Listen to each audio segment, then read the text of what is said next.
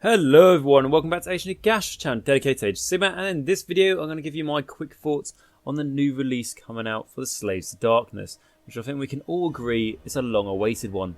So essentially what I want to talk about in this video is going to be my thoughts on what the army is going to be like, what I think of the models, and really my sort of hopes for what we can expect when the book comes out. Of course, I don't have the book early access or anything like that, so I can't read from the book and know a guarantee what it's going to be like, but just give you my sort of thoughts about it. So, firstly, Slaves of Darkness and the Ever-Chosen small factions have now, as we all know, been put into one army, which we have all waited for a long time. And that is going to be in the Chaos Battletome, Slaves of Darkness. And this was on pre-order today, being Saturday, and will be out in 7 days time, being next Saturday, which will be the 14th December 2019. So what have we got available to pre-order? Now, it's not a massive new army release as we've seen with things like Bone Reapers and similar sort of new armies, or even like Gloomspite Gets, where they got a lot of new model range. What we have got here is essentially a book, some spells, and when I say spells, endless spells. So that's 3 new models in itself there, and then we have got new models for the Chaos Knights, new models for the Chaos Warriors, and then a new War Scroll and a brand new model here, which will be for the, I want to call him a Chaos Lord on Demonic Mound, but obviously that is not his name. I'm trying to remember the mount. I believe it's called the Cardarak, something like that, a Cardarak. Basically a big angry lizard, lion, dinosaur, crocodile thing, rhino that looks very angry and will hopefully do a lot of damage to the enemy. So that's essentially what you're going to get. And where are you going to get these models? Games Workshop has actually already came up with a start collecting box, and within the start collecting box you get 5 of the new Chaos Knights, 10 of the new Chaos Warriors, and then 1 of the new Chaos Lords on the angry dinosaur, lizard, rhino thing. So that is all very good news and really quite surprising, because a lot of time when Games Workshop release new models, there's no reason for them to put them in a start collecting box, because they know people are going to buy the models, so why do they need to discount them? And at the moment, I believe this start collecting box is the only way to get the new models. So it's, if you are interested in these guys and you'll quite like them and you really like new models, it's basically there's one option for you to be able to buy these guys, and you'd be silly not to, essentially. So yes, and what I really like about these models, we go into them a little bit, is obviously the Slaves of Darkness, Chaos Warriors, Chaos Knights, otherwise known as, the Warriors of Chaos from the old world. The models are quite old. I don't know exactly how old they are. I think, is it 20 years old, something like that? I don't know. Apologies about that. But they are quite old, and they are very, how should we say it? Particularly talking about the Chaos Warriors, they're very sort of mono pose. You can move the arms and stuff about on them, but they are very much like regimented.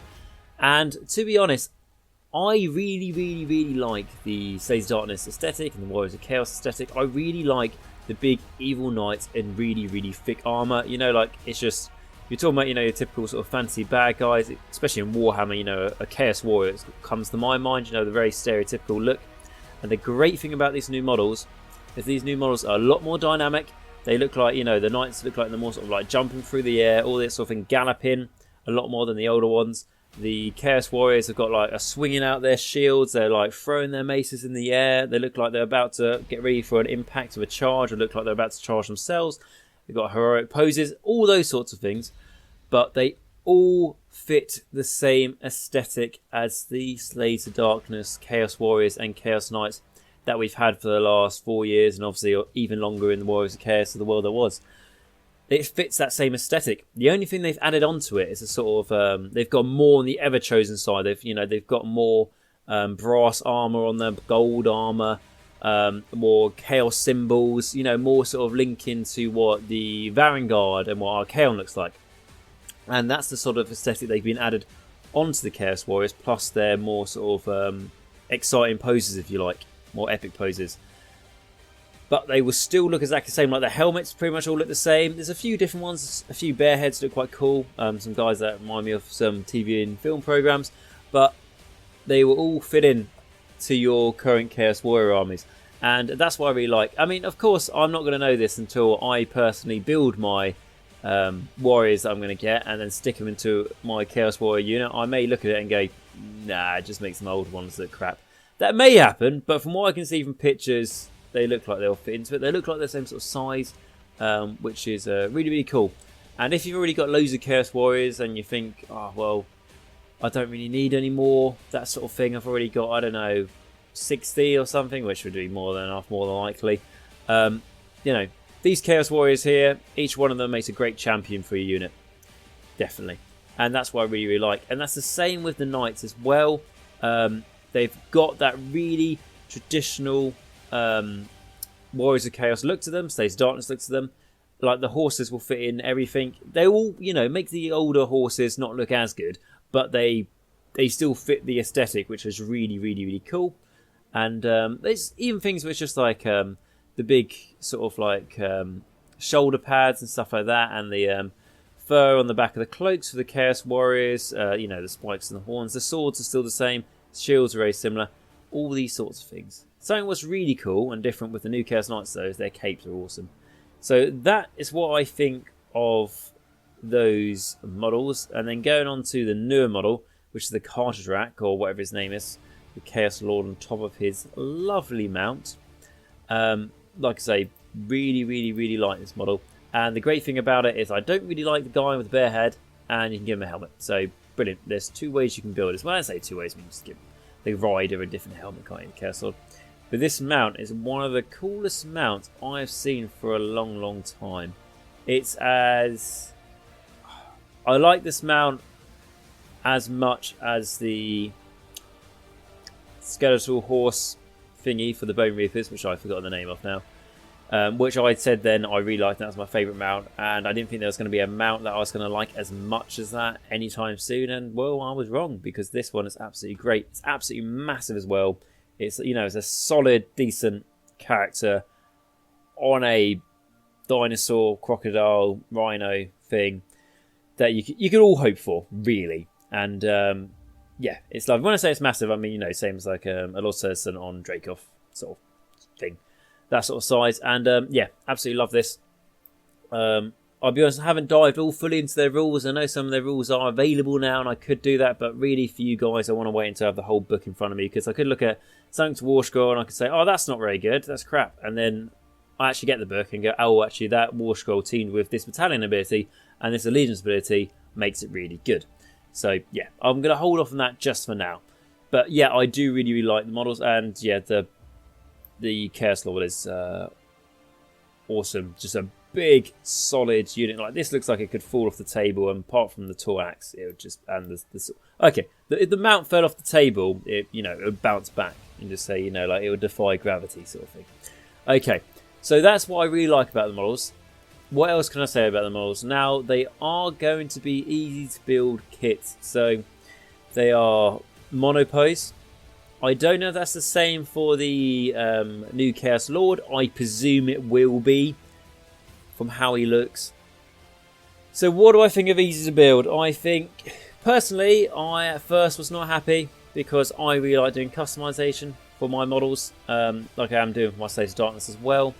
I really do enjoy converting things, and if it's just easy to build, monopose, it makes it harder at the end of the day. There's no way getting around that, which is a shame, really. However, it does have its benefits. If you have already built, I don't know, over 500 models in your life, 1,000 models in your life, monopose, easy to build, it makes things quicker to build, doesn't it? If you just want to get the models on the table, you get them on the table quicker. And by how awesome these models are, it won't really matter too much. I mean, I think I'd be building a start collecting box of this, of how they come anyway. Even if they were, like a multiple pose. What's the word? Even if it was multiple part kits where it wasn't monopose, I think I would be building the box as how it comes first anyway, just because I really, really like them, how they do come. And because they've got so many different stances, even if you've got, like 2 units of 10 of these warriors. So you bought 2 of these start collecting boxes. That gives you 20 Chaos Warriors. You put them all in the same unit. Each one of those is monoposed to fit a certain one. So that means there will be 2 for every of the same model in that unit of 20. Now, in a big unit of 20, when your eye comes across it, yeah, you might pick out a few and go, oh yeah, that's the same as that one, all that sort of thing. But you might not. You can always paint slightly details on them differently. But also, you compare them to the current Chaos Warriors, a block of 30 of those, they all look the fucking same, don't they? So, there's not really that much of a problem here, I think. Like I say, I would prefer it not to be monoposed and easy to build, but this is where we are. It does mean that the new ones for the Chaos Warriors, you're stuck with the shields and hand weapon. From what it looks like, they might give you other options in the box, but I don't believe so because it is easy to build.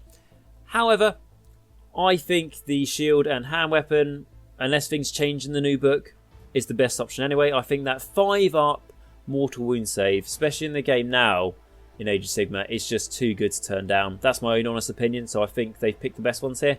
If they gave all the new Chaos Warriors twin swords, it may look cool, but I would not be happy. I would want my shields, definitely. I'd have to basically just, well, it wouldn't take long, but I'd just have to cut down the weapons and give them a shield from the old Warriors kit. But by looking at how cool these shields are for the new Chaos Warriors, I'm very happy. I will not have to do that, and they come with them. And then with the Chaos Knights, yep, they just come with lances. Now, on the War Scroll, though, you do also have the choice to give them in-scroll weapons, I believe it's called. And it's the same with the Chaos Warriors. You can give them the other weapons on the War Scrolls, obviously the older kits. And for the Chaos Knights, the lances are my preferred favourite. I know a lot of people like the in-scroll weapons. I'm sure that's what they call it. Just basically this hand weapon, the 1-inch one. Well, actually, thinking about it, they're both 1 inches. So I hope the lance changes to 2. That would be great. Otherwise, I'm going to kill someone. And what I was going to say with the lances is that's my preferred option anyway. The bonus on the charge, yeah, you're not always going to get the charge, obviously, in the game. And they can't fly and means they can get charged from eels and all these sorts of things. And, it'd be hard for them to counter some of the flying units. But when you do get the charge, the impact will just be lovely and really massive, which would be really, really cool. And that's why I like it rather than just having the hand weapons. It's just a bit boring, aren't they?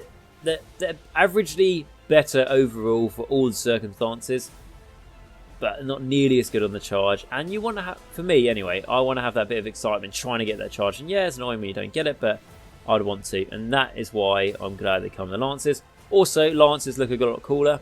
That's a fact. And if you really did want to give them the other weapons, just cut down the lances and stick like an axe head on it or something, or a sword. There are ways to do it. It's not that hard. And yeah, that's really cool. So those are the new models, which I absolutely adore, like I've said. Really good aesthetic and fit in with your old collection, so it's not going to make your old collection look out of place, in my own honest opinion, from what I can see of the photos. Now, the book, of course. So when we have a book from Games Workshop, for most of the new armies now, if not all of them, when it comes out, we have a choice. So you can buy the Battletome for £25, which is a standard price of the hardback Games Workshop Battletome books. Or you can pay double the price for the Battletome to be a limited edition. Now, if you pay double the price for limited edition, what do you get? Because I'll tell you now, what I've already bought is I've bought the Start Collecting box, the Endless Spells, the War Scroll cards, and the Battletome. And I went for the limited edition. And to have a little bit of a breakdown talking about limited edition, is it worth it, is it not worth it? In a summary, it's very simple.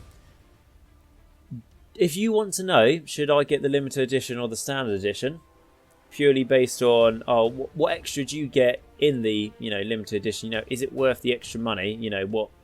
What do you get in that you don't get in the normal edition?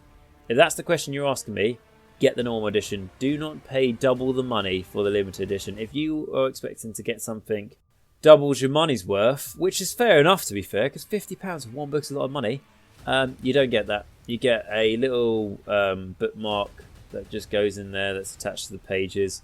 The edges of the pages are gold.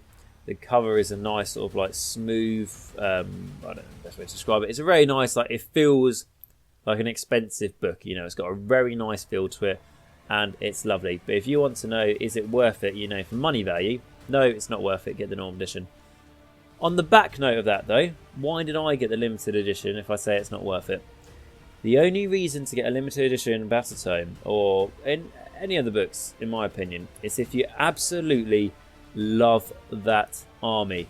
Now, as you guys know, as I mentioned it before on the channel, I really like Slaves to Darkness. I've had Slaves to Darkness for a long time, and I've generally been very disappointed with how they've been in Age of Sigmar. Just not really any love. A few Legion abilities here and there, but not really any love. Crap rules, frankly, compared to a lot of the other stuff, and no models or anything like that for a long time. One of the last armies to be updated. You know, sorry, Seraphon. And for me, because I've been waiting that long, and I really like the army, then I get the limited edition Battle Tome. So, like I say, in summary, if you want to get the limited edition Battle Tome, just out of interest to see, like, oh, what extra do I get for double my money? It's not worth it. Don't do it at all. If you really love the army so much, you know, like you're in all the Facebook groups for the army, all that sort of thing, you stuck with that army for ages, you've been playing it for a long time, you finally have got a Battle Tome coming out and you can't wait to get it, then get the limited edition Battle Tome just for how good it feels. That's what I'd say. Also, the cover for the Slaves to Darkness one is awesome. It's Archaon. Lovely bit of artwork there on his door graph. Really cool. And sort of like shows that he's back in town, which is awesome. And that's my opinion on it. Okay, and then what else are we getting on the pre-order? So then we get the Endless Spells. Slaves to Darkness. Now, I haven't read too much about the rules. I've read a little bit. Nothing incredibly amazing, but nothing too bad. Yes, there is one there that allows your Slaves to Darkness closest unit to it, so it could be Archaon, could be Chaos Warriors, anything in between, to get extra attacks, but it is quite situational, in case anyone picks up on that. But some nice spells though, nice models, and very much just fit into Chaos.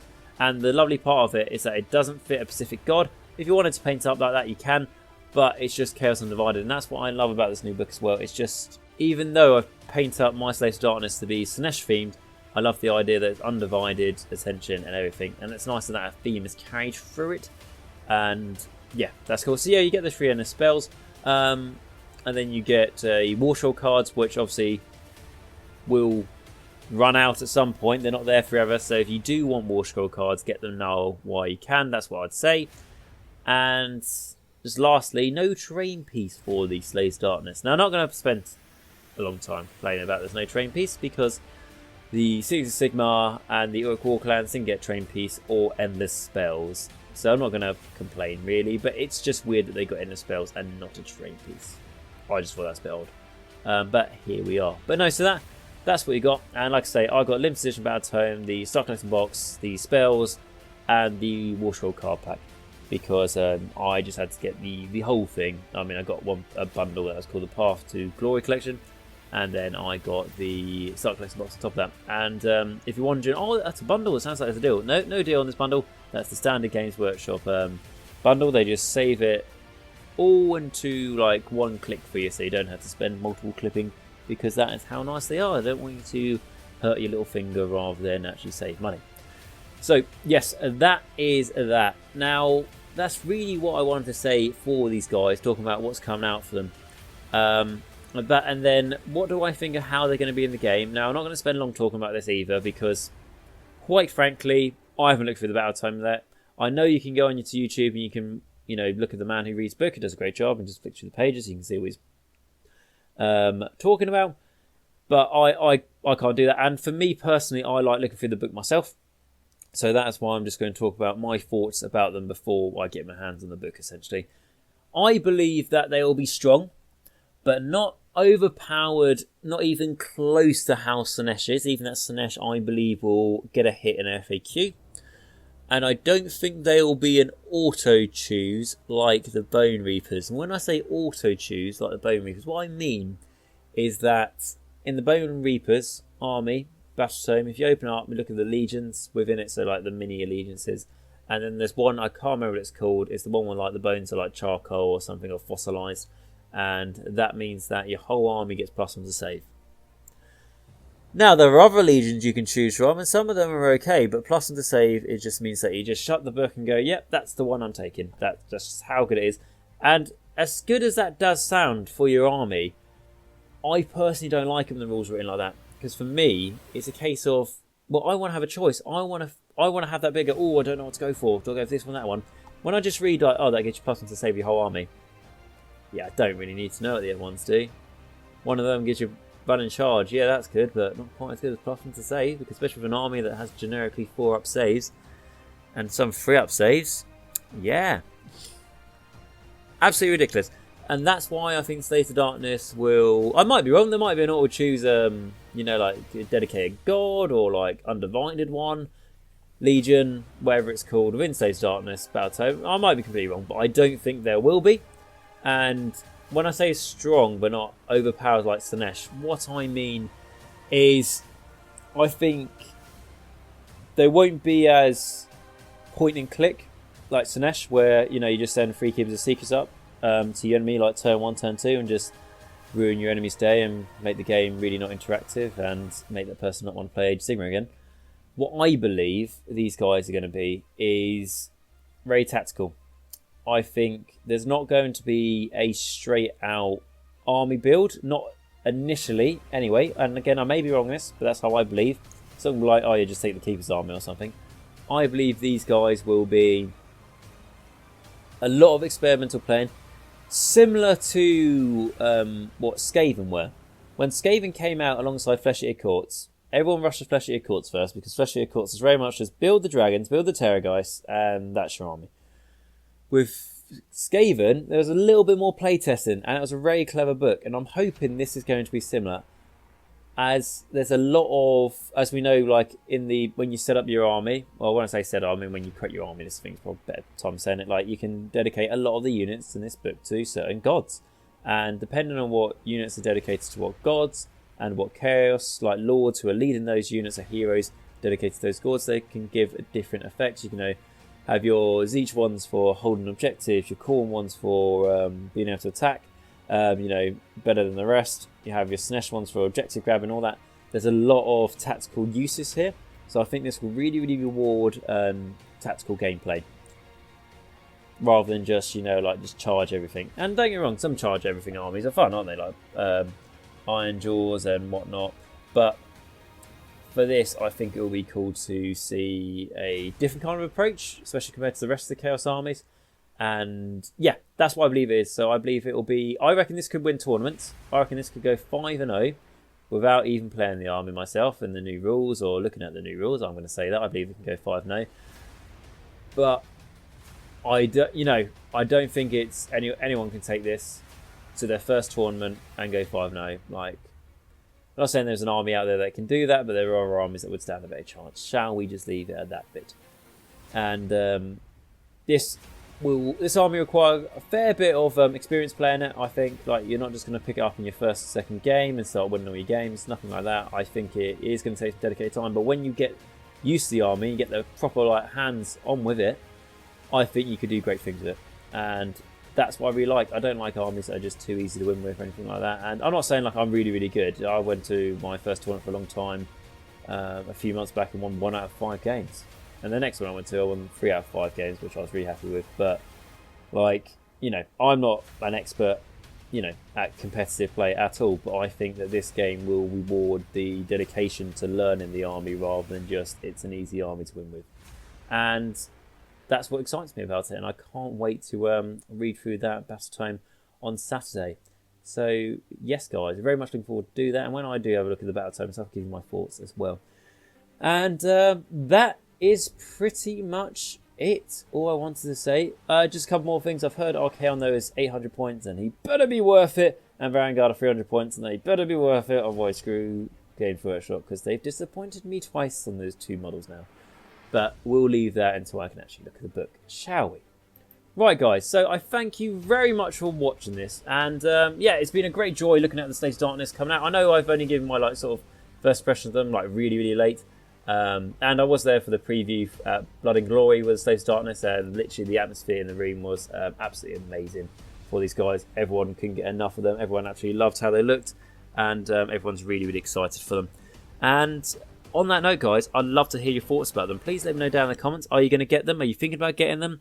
Have you got any questions that I could answer? Let me know down below. If you're thinking, are they good for a first-time army? I haven't played the game before, but I'm looking at getting to them. I would say, yeah, they could be quite good first time. But like I say, they're not going to be an army, I believe, that, if you just want to just get straight into the game and start winning all your games, I don't know that's going to happen. I think potential with time. But not straight away with these guys. But absolutely awesome models. Good rules, hopefully, and I can't wait to see it. So guys, like I say, if you did enjoy this, please like, subscribe and comment down below. That does massively help. The channel's absolutely free for you guys to do so. I want to say a massive thank you to all my patrons who make all this possible. If it wasn't for them, it would really make doing this channel a lot harder. So please, a big thank you to those guys. And yes guys, that's it. So I thank you very much for watching this. And remember, until next time, Nagash is all, and all is one in Nagash.